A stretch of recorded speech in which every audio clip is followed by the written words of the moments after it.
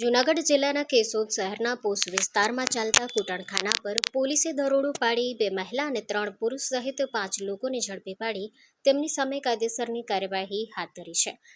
કેશોદ શહેરના એક પોશ વિસ્તારમાં અનૈતિક પ્રવૃત્તિ ચાલતી હોવાની બાતમી પોલીસને મળી હતી, જેના આધારે પોલીસે ગઈકાલે સંબંધિત સ્થળે રેડ કરી હતી. દરોડા દરમિયાન સ્થળ પરથી 2 મહિલા અને 3 યુવાનોને ઝડપી પાડી પોલીસ સ્ટેશન ખાતે લઈ જવામાં આવ્યા હતા. પોલીસ દ્વારા તમામ સામે અનૈતિક પ્રવૃત્તિ સંબંધિત ગુનામાં ધોરણસરની કાર્યવાહી હાથ ધરવામાં આવી હોવાનું જાણવા મળ્યું છે. સ્થાનિક લોકોમાં એવી ચર્ચા પણ ચાલી રહી છે કે આ જ સ્થળે અગાઉ પણ એક વખત પોલીસ દ્વારા દરોડો પાડવામાં આવ્યો હતો.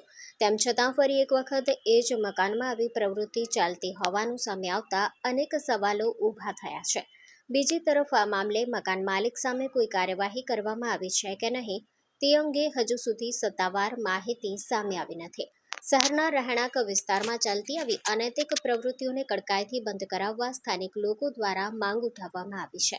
Story report by Prakash Dave, Junagadh.